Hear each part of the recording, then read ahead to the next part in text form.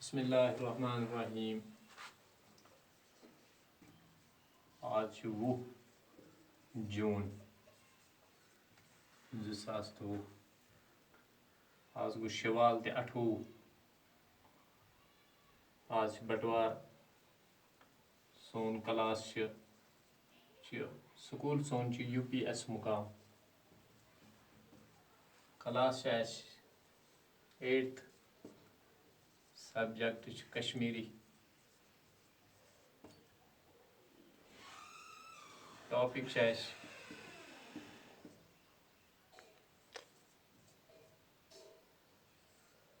हवाई जहाज। आज नो टॉपिक तुज किताब मज पेज नंबर 89। अत पे हवाई जहाज बनत हवाई जहाज मुतलिक क्या लूकन हुंद ख्याल गोडनेथ ये कुन लूक पैदल पकान जानवरन पे पत बने गाड़ वार वार लेकिन हवास मज वोड़ ब्रो क्या ख्याल लूकन हुंद ती तुंदिस टॉपिकस मज लिखित पे कह अल्फाज दिथ वुस प्रंग वुड़नुक शौक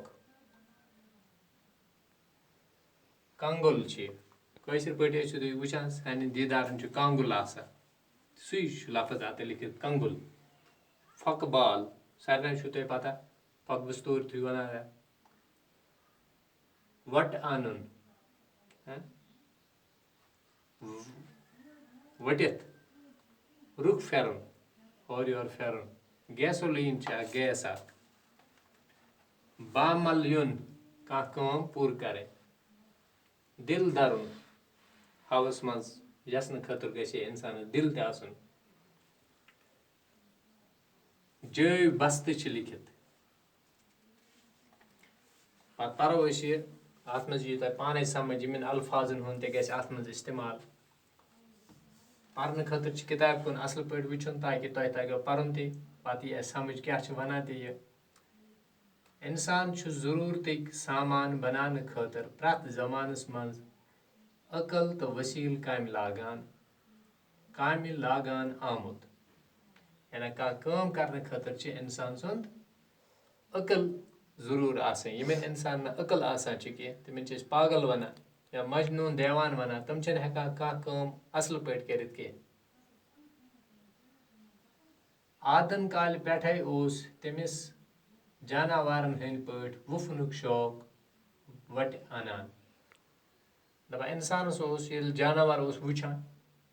वुड़ान तो यमिस गसान वुफनुक शौक वुड़नुक शौक बत गसा जानवर सन पे वुड़न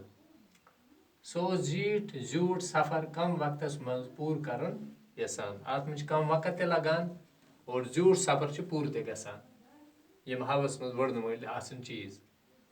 वारियास कालस यह शौक बामल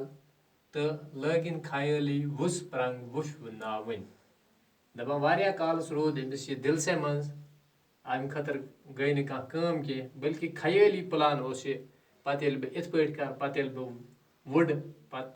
अच वना वुस प्रंग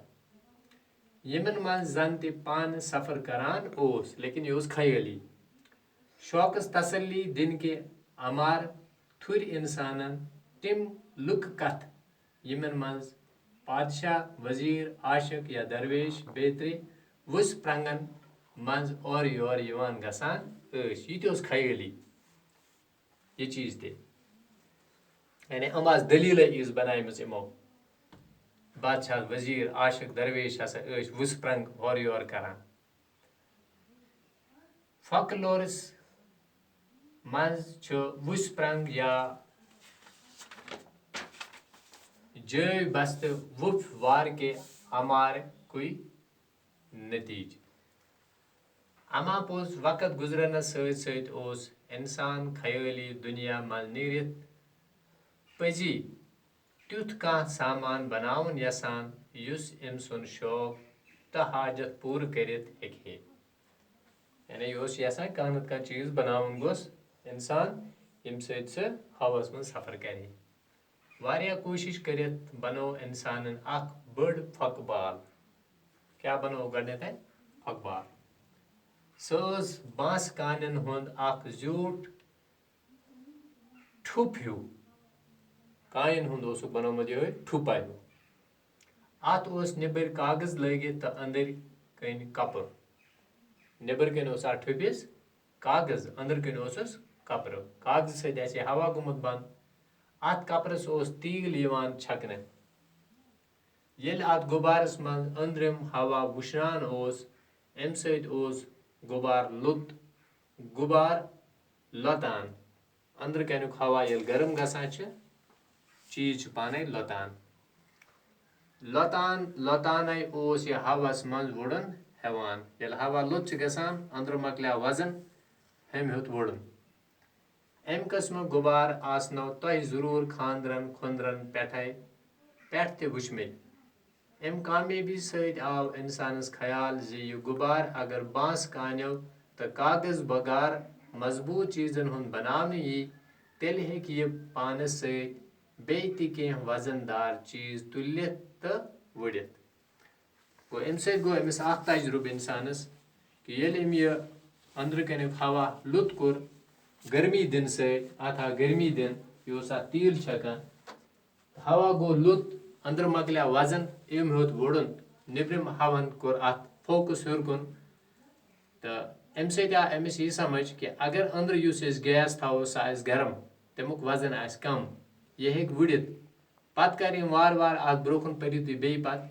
कि कह चीज अत सत टच यानी वजन बढ़ो न अत मज पत कह कस्मिक परिंद त्रमित यम हवस मज वुड़िया कैंस कालस इत पे आव हवाई जहाज बनानु गोडनुक ख्याल इंसानस कम सत गुबार सत बाकी युस परो इंशाल्लाह पत परोस ब्रोकुन।